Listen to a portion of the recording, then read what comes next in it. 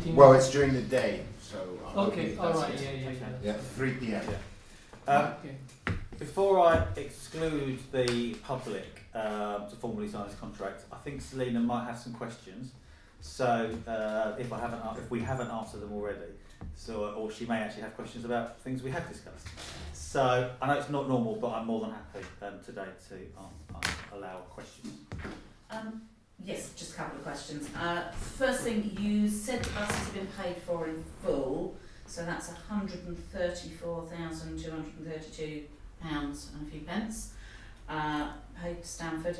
Can you tell me how much of that, I understand that the plan was they were going to be funded by Section 106 agreements, how much of that 134,000 has actually been received from developers by the council?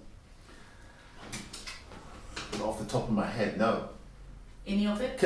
Yes. Yes. Oh yes. Yes. A large How? chunk. A large chunk of it. I'd say about 75%, and Yeah. another large chunk should be received within the next week or so from the 800,000 committed from the Chigwell Primary School developers. Right, so that's two sites you're going to have. You've had what, 100,000 already roughly, and you've got more Yes, from one site and £50,000 has been received from the Anderson Group relating to Luxborough Lane. However, through an admin error, it was being paid to Essex County Council and not to us. However, clearly Essex County Council are going to forward it on to us. So it has been paid by the developer. But for some quirk of process, it's gone to the wrong body. Right, so the shortfall's been made up in the short term by the Parish Council. Yes. You mentioned at the last meeting that... But just on that, sorry. Oh, yeah. Whilst some of it hasn't been received yet, there are cast iron legal obligations from the various developers, so for it to be received. And that's from Chigwell Primary. So there's 4. So it's the I developer. can tell you exactly Yeah. where they are. I was expecting this question.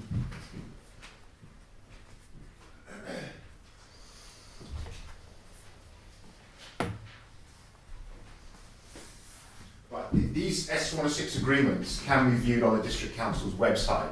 Lovely. Chigwell Primary, Grove Lane, Luxborough Lane, as the Chairman mentioned, and the Chigwell School. I can give you the EPF numbers, and you can look at the S106 agreements. That would be lovely if you could. Yeah, right. So it's Chigwell Primary, Grove Lane, Luxborough Lane. Those are the. So if you go on the District Council. And Chigwell School. Yeah. Oh, that's the. What's it called again?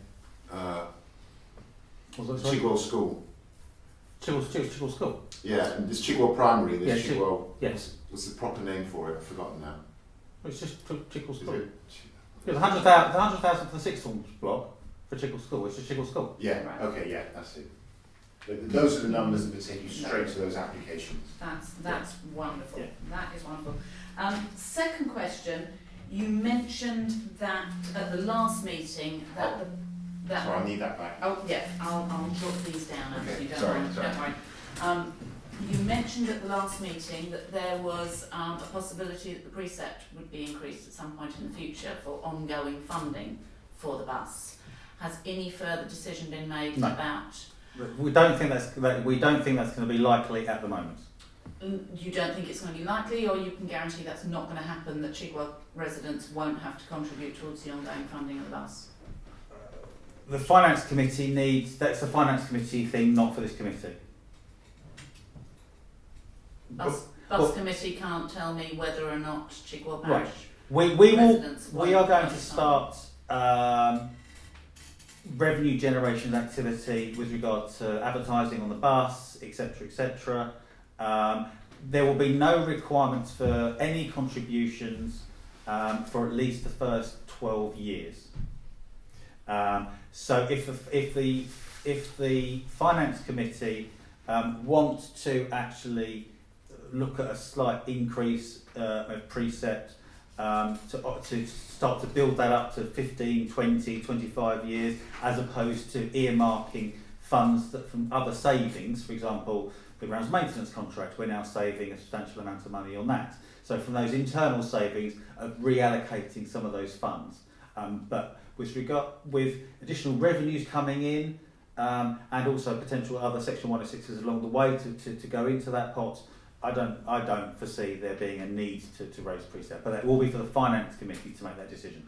Understood.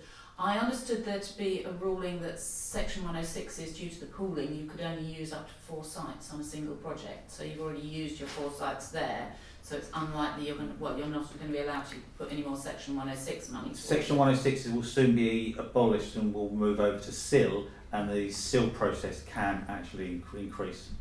And these Section 106s they would normally be used for affordable housing and other such things as well. Quite a lot of the Section 106 agreements that have been entered into do also have affordable housing and other things within them. In Chigwell? Yeah. No, there is no.